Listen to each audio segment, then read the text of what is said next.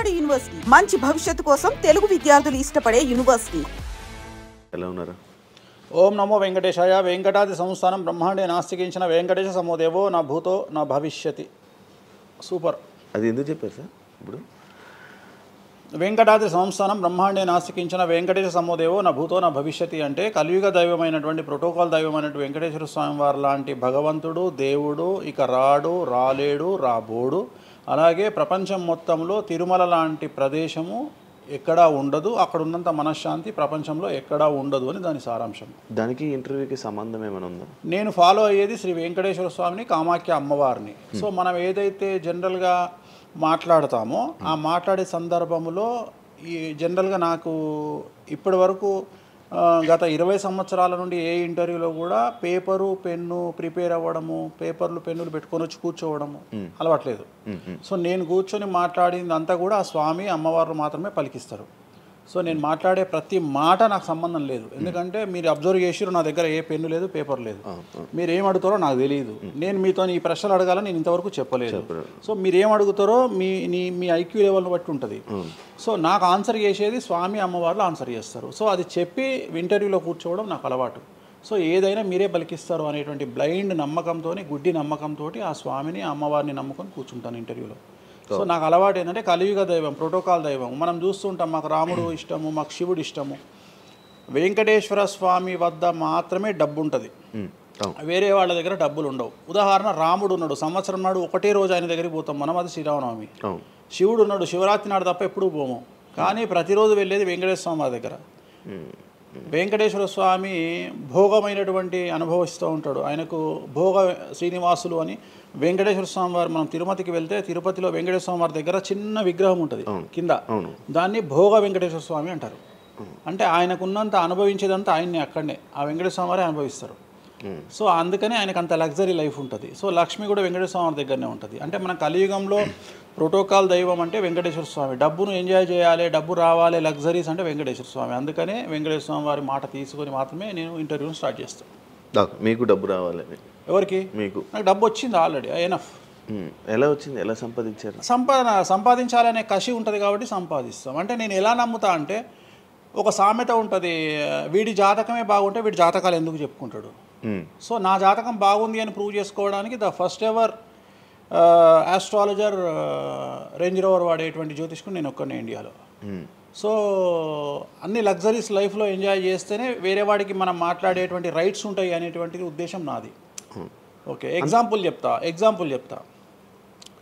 ఒక తండ్రి ఒక 10 ఫోటోలు, ఒక Tendulkar photo, Modi photo, Amit Shah photo, ఒక ప్రముఖ హీరోయిన్ నయనతార ఫోటో, లేకపోతే ఒక రేవంత్ రెడ్డి ఫోటో, చంద్రబాబు నాయుడు ఫోటో, ఇట్లా అన్నీ తీసుకెళ్ళి పెట్టి ఇంట్లోకి వెళ్ళి తన కొడుకును పిలిచి, ఈ ఫోటోల్లో నువ్వు ఎవరు కావాలనుకుంటున్నావు అని అడిగితే వాడు అక్కడ ఉన్నటువంటి ఫోటోల్లో ఏదో ఒక ఫోటో పిక్ చేసుకుంటాడు. కానీ ఏ కొడుకు కూడా నీలాగా కావాలనుకుంటున్నా నాన్న అని చెప్పాడు. ఆ సిగ్గు వీడికి ఉండదు, అలా పెంచగలిగినటువంటి తత్వం వీడికి ఉండదు. సో నేను ఆ టైపు కాదు. నా కూతురు కానీ నా కొడుకు కానీ నీలాగా పెరగాలి నాన్న, నీలాగా నేను ఒక రోల్ మోడల్ అయితే నాన్న అనిపించుకునేటువంటి పరిస్థితి ఉన్నది. మీ ఫోటో కూడా పెడతారు అక్కడ? పెట్టను, నేను అసలు పెట్టను. నా కూతురే ఇవన్నీ నాకు వద్దు అని ఇట్లా పక్కకు జరిపి నేను నీలాగా తయారవుతా అని చెప్తుంది నా కూతురు. So that is my aim. So aim కదా సక్సెస్. నేను ఇవాళ నా కూతురు నన్ను చూస్తే నా తండ్రి నాకు రోల్ మోడల్ అని చెప్తుంది. రోల్ మోడల్ అని చెప్పాలంటే అన్ని రకాలుగా ఉండాలి. మనము ఒక కూతుర్ని చూసుకునే విధానంలో ఉంటుంది, ఒక భార్యను చూసుకునే విధానంలో ఉంటుంది. అలాగే సామాజికంగా మనం మన కూతురికి ఏమి ఇస్తున్నామో, కొడుకుకి ఏమి ఇస్తున్నాము, సమాజంలోకి వాళ్ళని ఎట్లా వదులుతున్నాము అనేటువంటిది కూడా అది ముఖ్యమైనటువంటి విషయం. సో ఇవన్నిటికీ సంసిద్ధతను వ్యక్తం చేయాల్సినటువంటి పరిస్థితి, వీటిని తయారు చేయాల్సినటువంటి పరిస్థితి నా మీద ఉంటుంది. సో నన్ను ఫస్ట్ ఎవరు కూడా క్వశ్చన్ చేయడానికి వీలు లేదు. అంటే నా దగ్గరకు వచ్చేవాడు, వేణుస్వామి నీ జాతకం బాగుంటే నువ్వు జాతకాలు ఎందుకు చెప్పుకుంటావు.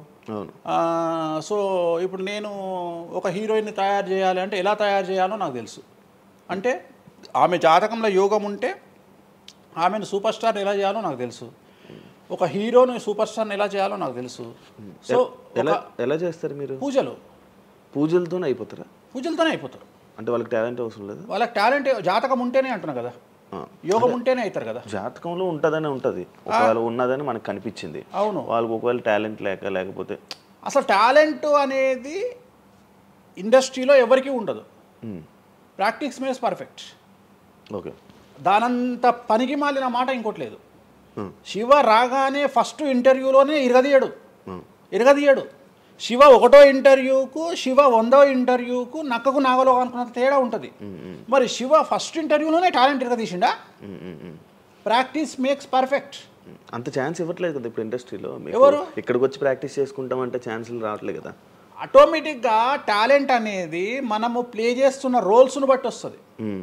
డైరెక్ట్గా అల్లు అర్జున్ గంగోత్రి సినిమాలో చూసిన అల్లు అర్జున్కు, పుష్ప 3లో చూసిన అల్లు అర్జున్కు కోడిపిల్ల లెక్క కళ్ళు తిరిగి కింద పడతాం అందరం.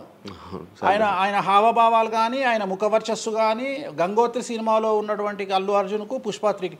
మరి గంగోత్రిలోనే పుష్ప 3 లాగా ఎందుకు లేడు అల్లు అర్జున్ అంటే? మరి అప్పుడు టాలెంట్ లేదా? సో ఇక్కడ ప్రాక్టీస్ మేక్స్ పర్ఫెక్ట్. అంటే కొన్ని పనికి మాలినటువంటి మాటలు మాట్లాడేటువంటి ఎప్పుడో 50 ఏళ్ళ కింద సామెతలను తీసుకొచ్చి రుద్దే ప్రయత్నం చేస్తారు. సో ఇక్కడ టాలెంట్ అనేది పక్కన పెడదాం, అవకాశం ముఖ్యం. నువ్వు టాలెంట్ ప్రూవ్ చేసుకోవాలంటే అవకాశం ముఖ్యం. శివ అనేవాడు యాంకరింగ్లో తోపు తురుము అని ప్రూవ్ చేసుకోవాలంటే అవకాశం ముఖ్యం. అవకాశం లేకపోతే శివలో టాలెంట్ ఉండదు, ఆ టాలెంట్ డెవలప్మెంట్ ఉండదు. సో ఇక్కడ ఏంది అంటే అవకాశాలు రావడం కోసం మనం ప్రయత్నం చేస్తాం. ఒక సీఎం సీట్ ఎక్కడం కోసం సీఎం ఏం చేస్తాడు అని తెలవాలి అంటే సీట్ ఎక్కాలి. సీట్ ఎక్కిన తర్వాత సీఎంగా ఈయన పనికొస్తాడా రాడని డిసైడ్ అవుతుంది. అట్లనే ఒక అమ్మాయి హీరోయిన్ అయిన తర్వాత ఈ అమ్మాయికి అంత సీన్ ఉందా లేదా అనే విషయం తెలుస్తుంది. సో మనం కనుక నయనతారని తీసుకున్నా, సమంతని తీసుకున్నా, ఏ హీరోయిన్ తీసుకున్నా, ఏ హీరోని తీసుకున్నా వాళ్ళ ఫస్ట్ సినిమాకు, వాళ్ళ 3వ సినిమాకు, వాళ్ళ 30వ సినిమాకు ఎక్స్ట్రీమ్ చేంజెస్ ఉంటాయి. సో ఇవన్నీ ఎట్లా వస్తున్నాయి అంటే ఫస్ట్ సినిమాకి టాలెంట్ లేదు, వాళ్ళు సానబట్టబడతారు. వాళ్ళకు వచ్చేటువంటి క్యారెక్టర్ల ద్వారా వాళ్ళు ఆ లెవెల్కి వస్తారు. అట్లనే ఒక గ్రామస్థాయి సర్పంచ్ నుండి స్టార్ట్ అయినటువంటి వ్యక్తి వాళ్ళ రాష్ట్రానికి తెలంగాణకు ముఖ్యమంత్రి అయిన రేవంత్ రెడ్డి అంటే ఆయన ప్లానింగు, ఆయన ఎట్లా చేయాలి, ఎట్లా సీఎం కావాలి అనే ఆలోచనల ద్వారా ఇక్కడికి వచ్చిండు. తెలంగాణలో కాంగ్రెస్లో ఎంతోమంది తోపులు తురుములు ఉండగా రేవంత్ రెడ్డి ఎందుకు సీఎం అయ్యిండు అంటే రేవంత్ రెడ్డి టార్గెట్ సీఎం పదవి. మధ్యలో ఉండేవాళ్ళు వేరే వాళ్ళందరూ టార్గెట్ సీఎం పదవి కాదు. కానీ రేవంత్ రెడ్డి మాత్రమే అన్ని కష్టాలు పడ్డాడు. రేవంత్ రెడ్డి మాత్రమే సీఎం టార్గెట్ చేసుకొని వాళ్ళ పదవి వచ్చింది. సో ఇది ప్రాక్టీస్ మేక్స్ పర్ఫెక్ట్. సో మనం ఎంత ప్రాక్టీస్ చేస్తే అంత పర్ఫెక్ట్ అవుతాం. అంతేగాని టాలెంట్ చూపించుకోవాలి అంటే అవకాశం రావాలి. అవకాశం వచ్చిన దాన్ని వాడుకోవాలి. అన్నిటికంటే ధైర్యం కావాలి. There is no development in comfortable zone. కలియుగంలో కంఫర్టబుల్ జోన్లో ఎప్పుడూ డెవలప్మెంట్ ఉండదు. తెలంగాణ రాష్ట్రంలో కాంగ్రెస్ పార్టీలో మనం గనక కాంగ్రెస్ పార్టీలో ఉన్నటువంటి వ్యక్తులను తీసుకుంటే ఒక రేవంత్ రెడ్డి మినహా ఎవరు కూడా జైలుకి వెళ్ళలేదు. రేవంత్ రెడ్డి జైలుకు వెళ్ళడానికి కూడా సంసిద్ధత వ్యక్తం చేసినాడు, అలాంటి ఫైటింగ్ చేసినాడు. అంటే కంఫర్టబుల్ జోన్ దాటి రిస్క్ జోన్లో ఫైట్ చేయడం వల్ల ఇవాళ సీఎం అయినాడు. మిగతా వాళ్ళందరూ ఎక్కడనో దగ్గర భయపడ్డమో బాధపడ్డమో వెనకడికి వేయడం వల్లనో వాళ్ళు అక్కడనే ఉండిపోయారు. ఈయన మాత్రమే జైలుకు వెళ్ళి మరీ ఫైట్ చేసి వాళ్ళ సీఎం అయ్యాడు. అంటే ఎవరైతే కష్టపడతారో వాళ్ళకు ఫలితం దక్కుతుంది. ఎవరైతే కంఫర్టబుల్ జోన్లో ఉంటారో వాళ్ళు కంఫర్ట్ లెవెల్ అట్లనే ఉంటుంది. సో సమాజంలో మనం బయటికి వచ్చి ఫైట్ చేసి అన్నిటినీ ఎదుర్కొని 10 మందితో దొబ్బులు తిని సోషల్ మీడియాలో దొబ్బించుకొని కింద కామెంట్లు పెట్టించుకొని బండనాయదవా దొంగనాయదవా అని కామెంట్లు పెట్టించుకొని సో ఇవన్నీ ఓవర్కమ్ అయ్యి సమాజాన్ని అర్థం చేసుకొని ఓహో వీళ్ళంతా పనికి మాలిన వెధవలు కామెంట్ల రూపంలోనే ఉంటారు అని మనం ఫైట్ చేస్తూ ముందుకు వెళ్తేనే మనకు లైఫ్ దొరుకుతుంది. ఇప్పుడు